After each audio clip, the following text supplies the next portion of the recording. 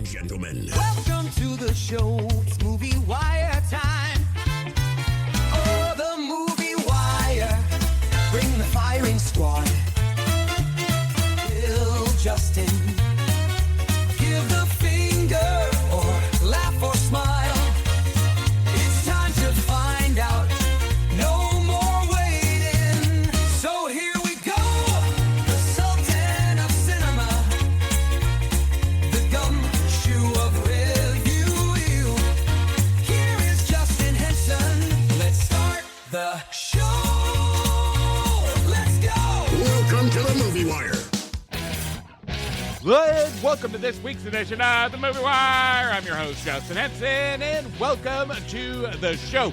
We've got a big show this week with 3 brand new reviews, with 2 playing in theaters and 1 that's available to stream right now. This week on the show, The Night is Young. He Sure Isn't. Kevin Hart stars in the Netflix exclusive 72 Hours. Once you've gone way down to Hadestown, part of you never really leaves in the live cast recording of Hadestown. And finally, He Has No Strings, so hold him back now. He's killed to be a real boy in Pinocchio Unstrung. We've got a lot to cover this week, so let's jump right in. Ready for my verdict? Let's get into it. Out of the windows, watch a roar and a burst of flame. The Movie Wire podcast. You need people like me. The Wire. And here we go.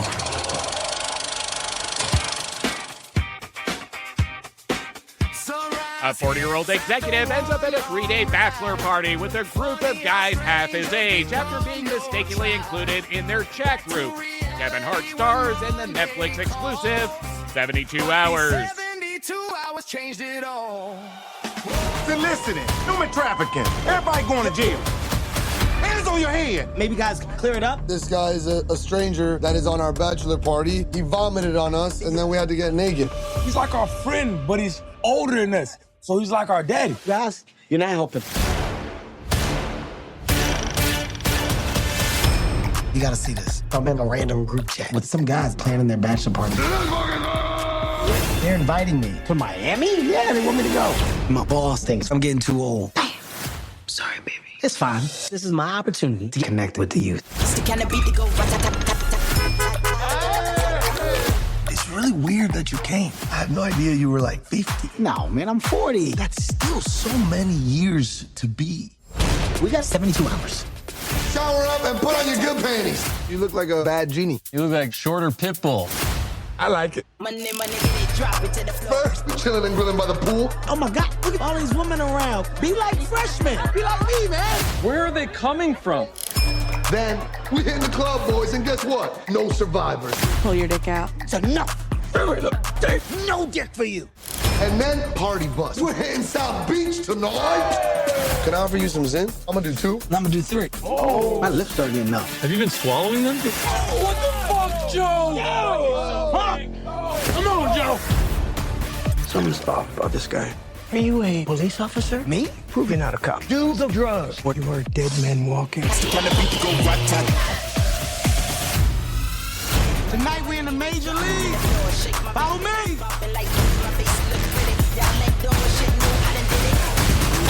We gotta go.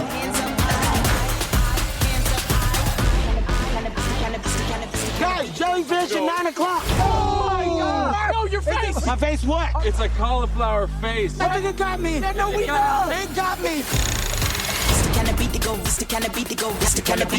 Joe, before you go, Yeah. you look like an unsuccessful swinger. Yeah, you look like Black Elton John. Dude, you look like a fruit by the foot.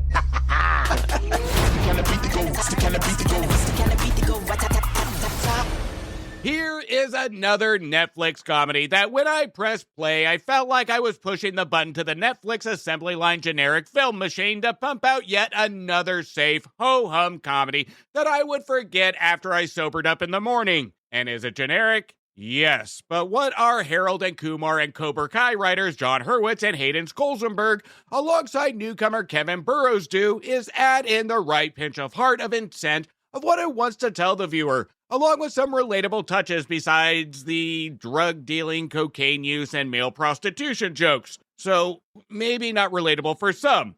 Anyway, Kevin Hart plays Joe, a man that is passed over for a promotion for a marketing company because his boss thinks he's too old. While his company is trying to market a vodka brand, Joe accidentally gets included in a chat group for a group of 20-year-olds having a bachelor party. And as Joe's midlife crisis is sparking, he makes the leap to not only feel young again, but also can attempt to market the vodka brand.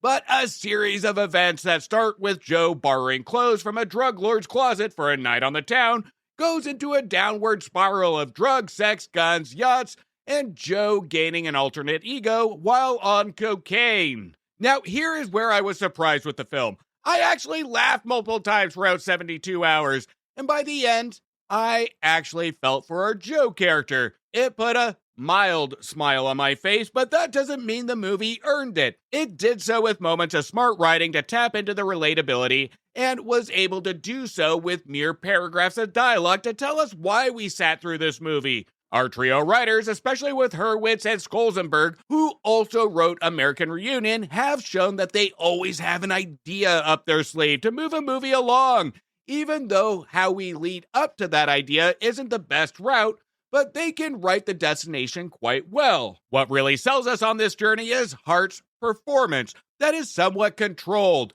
until he snorts some cocaine and then it becomes a little much. When Hart is just Joe, we can sense his desperate need to be part of something and be young again or feel young again, including a scene where he is chugging Pepto-Bismol like he's taking shots. There is a desperate man in his actions, but when he speaks, see that Joe is in desperate need to be part of something. And for the most part, even given the situations that Hart puts himself in, it's believable, it's relatable, we get the intent of what it's trying to do. It is situational, but at the same time, it combines in an entertainment spectacle for Netflix. Now, Kevin Hart isn't the only convincing performance here. We also have Michael Mondo, who plays a drug lord, who in a way almost steals the show and gives a refreshing take on a balance of danger and keeping the tone of the fun factor of our ride-along and barbershop director Tim Story's vision of tone. The clever thing here is a proper balance of the villain, where it's not too menacing to throw off the fun factor, throw off the tone. The performances get the assignment here. There is a scene where we have Joe and Mondo meet on a yacht that the group of guys sneak on, where our drug lord makes him snort a line of coke, thus turns Joe into a Scarface alter ego, where Joe and his bachelor party friends escape on jet skis. But the comedy gold here is that even on a jet ski, Kevin Hart still looks like he's on a yacht. It's like watching a kid drive a Power Wheel car. I'm a big kid now. Now, as I describe this group, I use friends, the guys, verbiage like that, because that dives into the main problem of the film, is that the fact we don't get a build of chemistry to make us really believe there's an actual relationship build between our group. As the movie goes on, the chemistry does not. The movie focuses on the age gap and Hart messing up while he desperately tries to fit in. What this movie really did need is multiple moments to show that there is a relationship build as our situations grow more dangerous, and as our group gets closer and attempt to bond, if you will. We know the conflict that's growing outside of the group, but we don't feel the group build the relationship inside the group. The movie attempts to give one final stab at making us feel something during the speech from Hart at the climax, and yes, it did make me feel something for Hart, but not holistically the ensemble, the group. And when the movie's intent is to ensure that this is a conflict for the entire group and not necessarily just for Joe, it takes away a little bit for the feel factor at the end, where this is a movie that advertises as a situational comedy for a group of guys, but at the end of the day, this is a movie about a middle-aged man going through a midlife crisis, trying to be relevant and still say he's got the young energy. So it's confusing on what this movie wants us to take away from it, other than seeing our characters in different situations,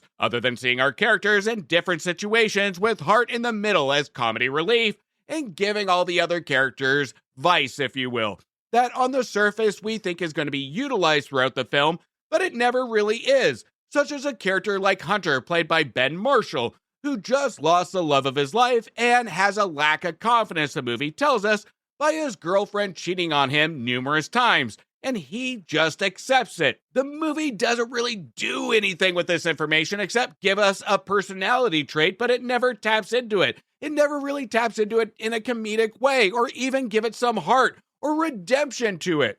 And this is the biggest piece that cripples the movie into generic territory, is that it inserts these traits just for a moment, or moments of line humor.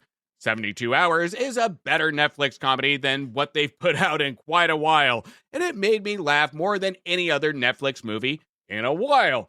And I was entertained for most of it, but by the end of the movie, it's hard to ignore the missed opportunities that a normal Netflix movie skips over, and it banks on the talent to drive it. And it's a shame, because we get hints at heart, we get some laughs, but we needed consistent heart and consistent laughs. But at the end of the day, it does what it needs to do for a streaming flick. So I'm giving 72 Hours 2.5 stars. Let's all go to the lobby. Let's all go to the lobby. Now, before we get into the rest of the show, make sure you check out movies that just became available to rent, buy, or stream now. Now available on video cassette. Truth, justice, whatever. And that describes my review in Supergirl that received 1.5 stars. It will never stop, and if you liked Obsession, you will probably like Leviticus that received 3.5 stars. Be careful what you wish for in Obsession that taps into uncomfortable social horror to be one of the best films of the year that received 3.5 stars. The Devil of Passion returns with Meryl Streep and Anne Hathaway rephrasing their roles in The Devil Wears Prada 2. That doesn't change much except for the relevance of time. So if you like the first one, you will probably like this one, receiving 3 stars. A crew of professional shoplifters take aim at a cutthroat fashion maven. It's like community service in I Love Boosters, and I loved a lot of it, but by the end I couldn't say I Love Boosters, receiving 2.5 stars. Surviving the crash is just the beginning in Rennie Harlin's Deep Water. That is better than all of his Stranger movies, and I'll just leave it at that to receive 2.5 stars.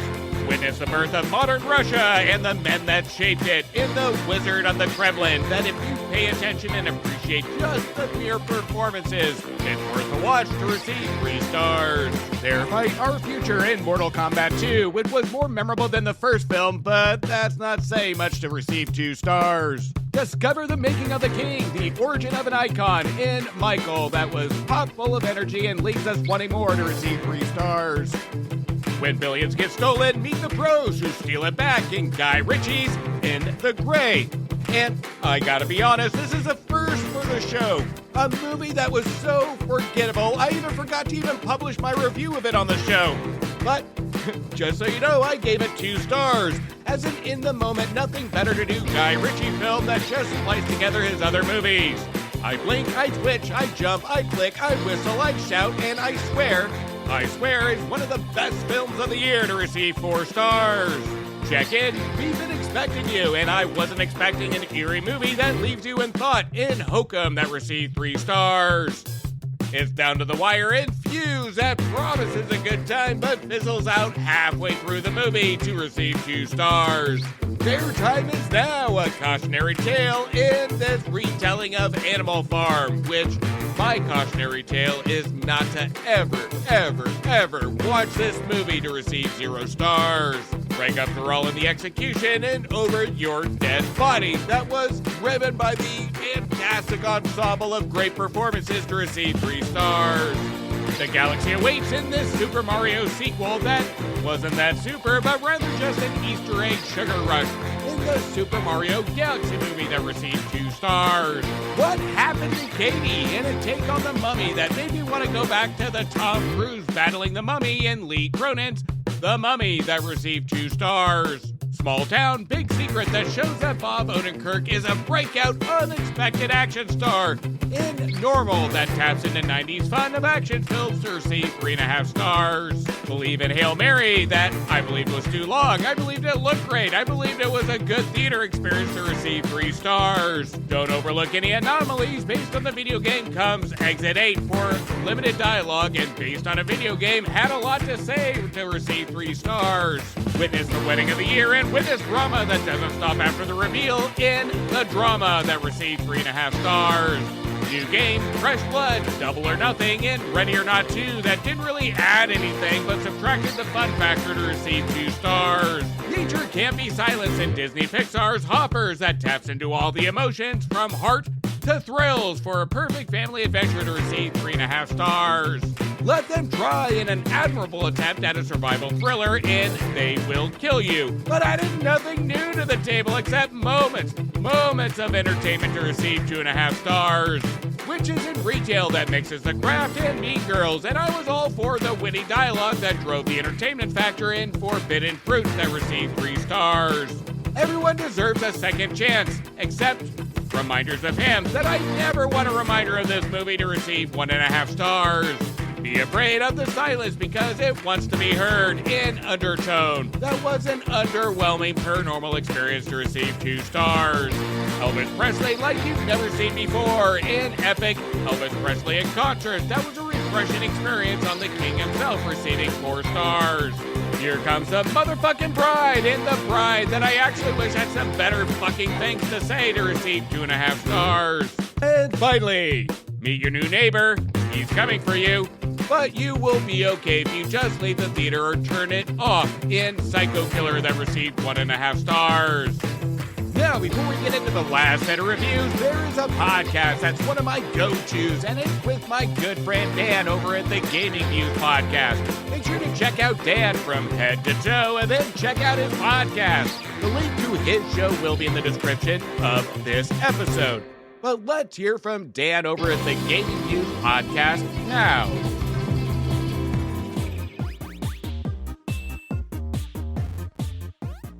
Welcome to the trailer for Gaming Views. Think of it as the demo level before the real action kicks off. We're Dan, and every week we're bringing hot takes, breaking news, deep dives, and everything gaming related. From the biggest headlines to retro classics, hardware breakdowns, and inside scoops on developers, we cover it all. So level up your gaming knowledge, subscribe to Gaming Views wherever you get your podcasts, and don't miss out.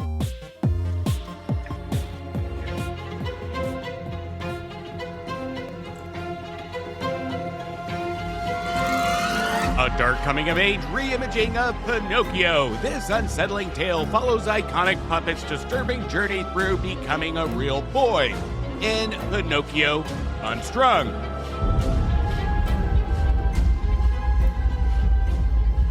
It's always hard losing someone you love. I'm sorry I had to experience all that so young. I wish Zach was still here.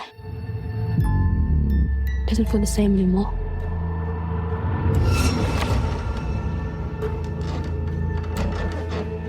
Come down, there's someone here I want you to meet. I just thought you could use a friend. This could be good for the both of you. It's alive.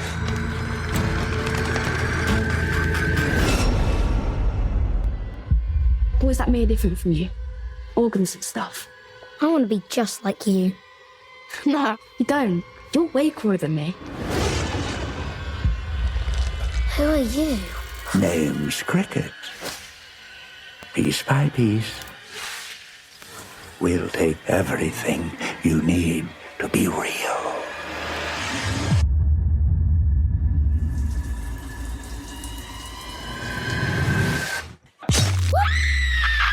One hell of a glow-up, kid. I think Geppetto is hiding something. My belief that the soul does indeed remain after death. Call the police! Well, and tell them what, Dudley? That a homicidal doll is on the loose? The subject is dangerous, born evil. I'm going to be a real boy. I'm going to be just like James. Pinocchio! Pinocchio! Pinocchio!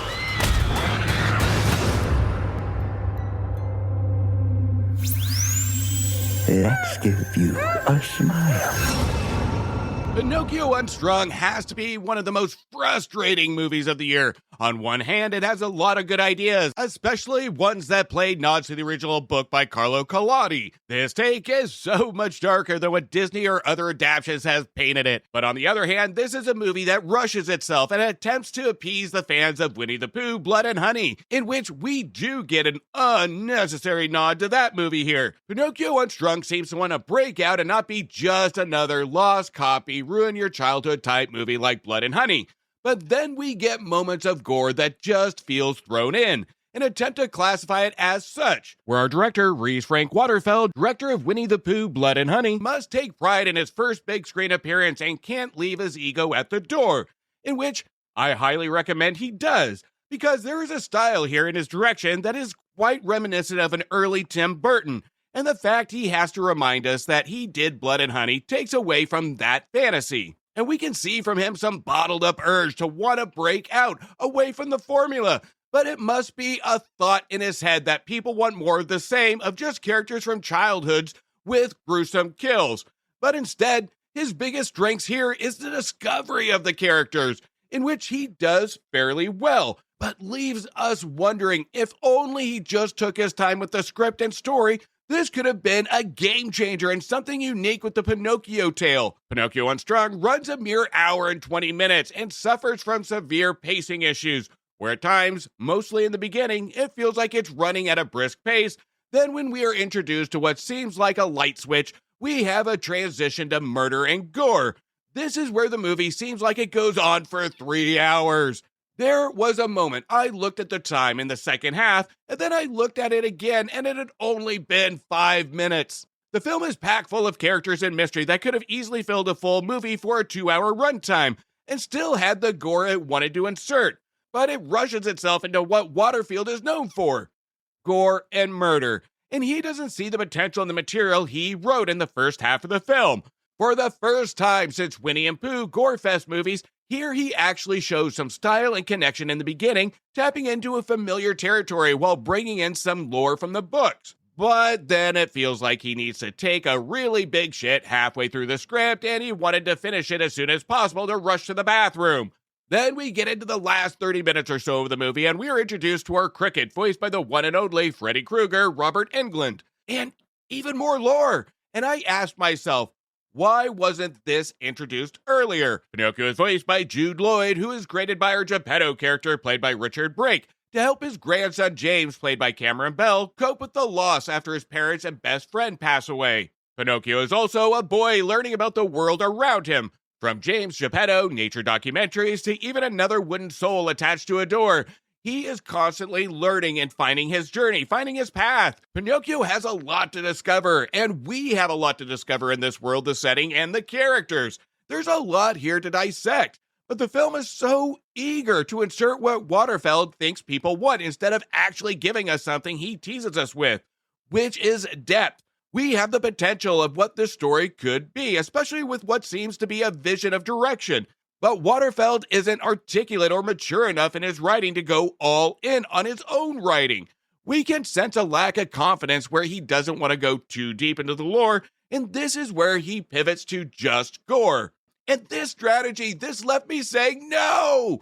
We have a goth style to an extent, we have a tone, we have characters that we can tell want to build some good chemistry. We have an awkward wooden puppet that's a child. We have hints at messaging of innocence being ruined with bad messaging, treatment, mentoring, etc., etc. I will also say this, that the music by Andrew Scott Bell in the movie is phenomenal. The sound editing along with the theme, it all works here. It helps create this goth Tim Burton-esque feel. But then we just get another bloodbath with what would be Pinocchio flushing a giant log down the creative toilet. We have had a slew of these lost copyrighted movies that go to the horror genre, and I've reviewed some on this show until Mickey Mouse was involved. I saw it, but refused to review it. Spoiler alert, they all sucked. Even when it comes to David Howard Thornton, who is known for the Terrifier movies playing Steamboat Willie, which I would call terrifyingly bad. But here, we can see some good. It has moments of style that shine, moments of potential that we want more of. But Waterfield, we can tell his ego is up front and center to tell us what he thinks we want, and even when he delivers what he thinks we want, It's still not very good. It's missing any kind of character chemistry to make us even care. He teases at some greatness, some uniqueness, him going down a different path of how he treats these characters. He treats this material like picking out the skinniest person in front of a Planet Fitness window and slowly eating a cheeseburger in front of him. He never fully commits to what he teases at. The potential is there. I will say this, that based on prior works, this is the movie that Waterfeld shows what he can do as a director, but he needs to tap into a different writer. There are a lot of elements and hints at things that work in direction, but it's frustrating that we can see ego on screen.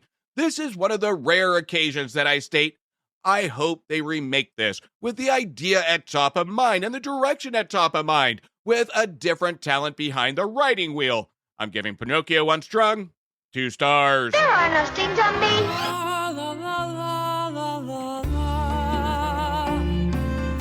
The award-winning Broadway smash hit comes to the big screen with the story of the Greek myth that examines the way real life can impact our quest for a perfect world in the live Broadway recording of Hades, the musical.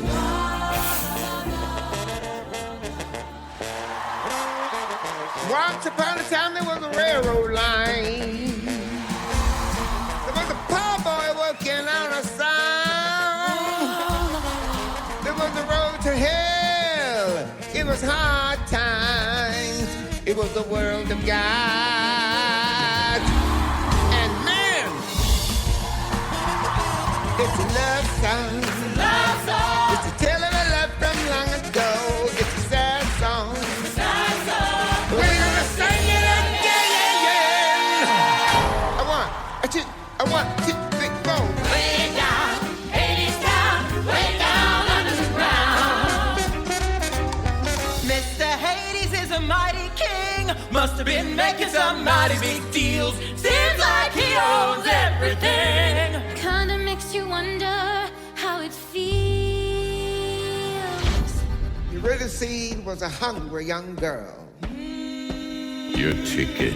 And Hades gave her a choice to make. A ticket to the underworld.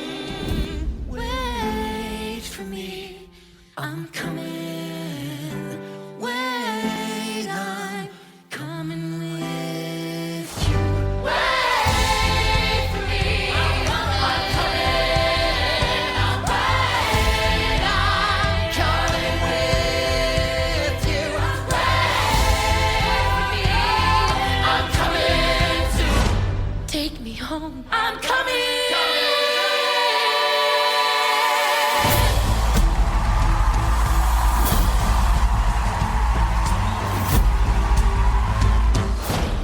You know, right when Andre Day Shields, who plays Hermes, comes onto the stage for the first time, and to the screen, if you will, with the amount of control and confidence he has, it is a sight to see. The cast is seated on stage, and Shields slowly comes onto the stage and looks upon the live audience with no sense of time.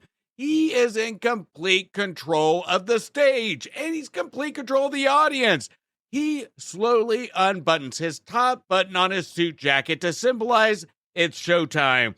And this is the amount of confidence this musical and this cast has. Every single cast member can take their time, and the audience and viewer will follow every single word. I went to see Hadestown on a Wednesday morning at 11:30 a.m., and I was pleasantly surprised.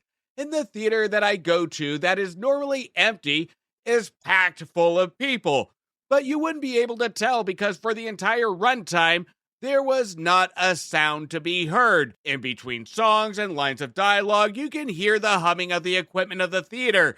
The audience was purely silent. This not only enhanced my experience, but also gave me hope that Hollywood and Broadway can work in unison together to bring more like this to the big screen. Those that know me or listen to the show know I try and make every live play or every live musical in Seattle that I can. But I also know how expensive they can be, and bringing musicals like Hadestown to the big screen allows everybody to experience the magic, which I absolutely love. Now, Hadestown, when released, won 8 Tony Awards out of the 14 nominations.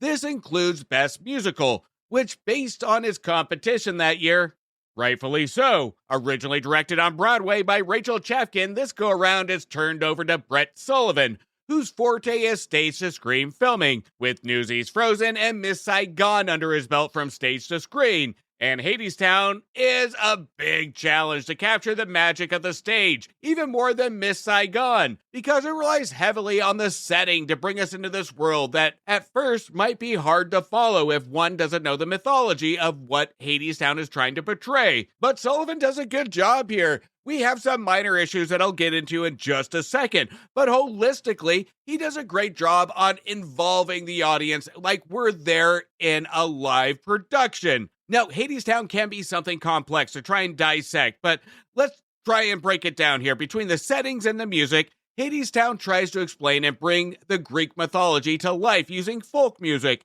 and for the most part, it's successful if you pay attention to the words that are being sung and spoken. Hadestown intertwines two Greek myths. Orpheus, here played by Reeve Carney, a broke hardworking musician whose music is said to have the potential to change the world, who falls in love with Eurydice, played by Eva Noblezada, a hungry drifter that is starving and struggling to stay alive in the harsh winter. Orpheus dreams of writing the one perfect song that will restore warmth and harmony onto Earth. Our next set of characters are, of course, Hades, played by Patrick Page, who has a mesmerizing baritone, by the way, the king of the underground industrial city known as Hadestown, with his estranged wife Persephone, played by Amber Gray, a goddess who divides her time between the underworld and the world above. The conflict between both is the poor doing anything to survive and the rich protecting what they fear the most, losing power and control. Hades offers Eurydice security in exchange for leaving the surface behind and the one she loves,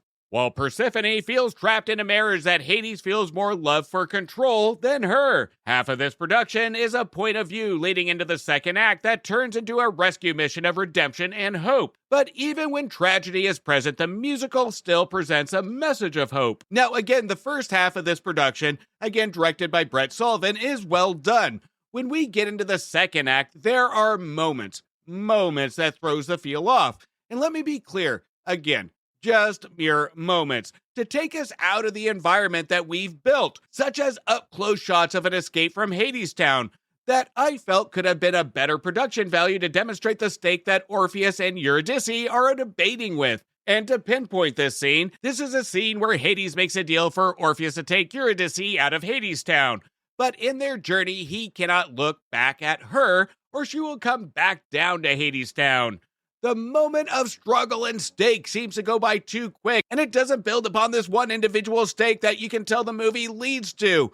And the up-close shots don't really add to the stake that the rest of the musical feels like it deserved. But nevertheless, there are more great-looking moments and the sense of awe that our director Sullivan captures to bring us into this production that we don't want to take our eyes off of. It does have its moments where you're like, I would have done that a little bit different. I would have zoomed out a little bit. I would have taken us into this danger, this conflict, but it doesn't ruin the production.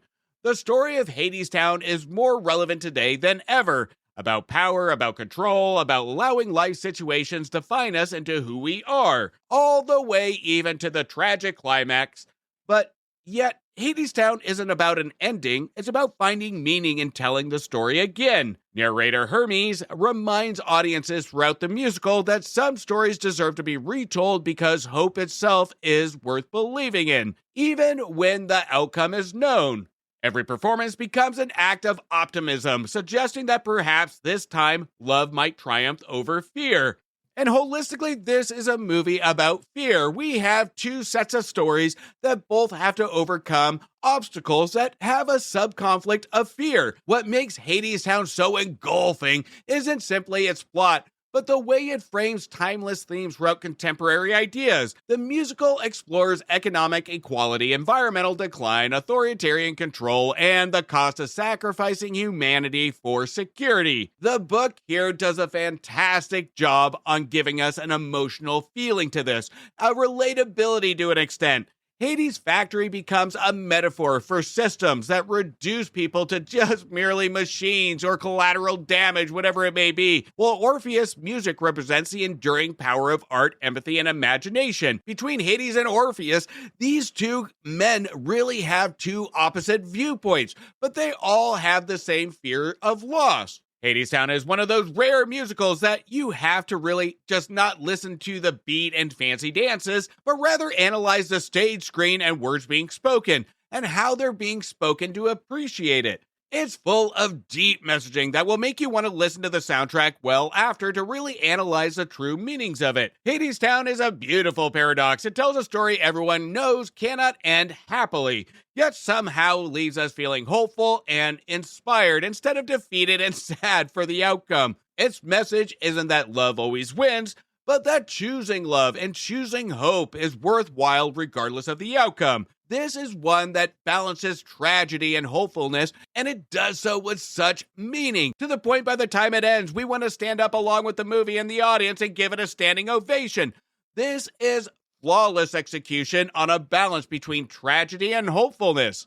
This is a musical that understands the importance of storytelling itself, reminding us that even the oldest myths continue to reflect the struggles and dreams of the present day. I am so glad this was able to be introduced to a vast audience on the big screen without spending a couple $100 on the theater experience, and yet still feel like a theater experience. I'm giving Hadestown 3.5 stars.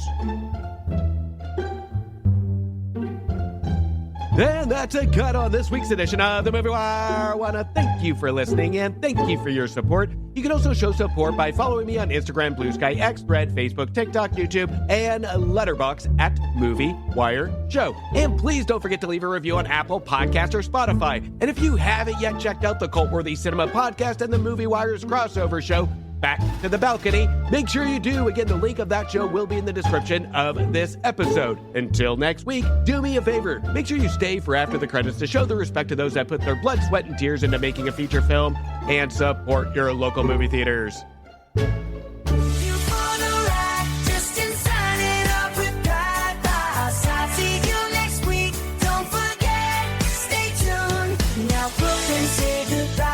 Thank you for bringing me to the movies. Let the credits roll. We say farewell. Join us next time. We'll have more tales to tell.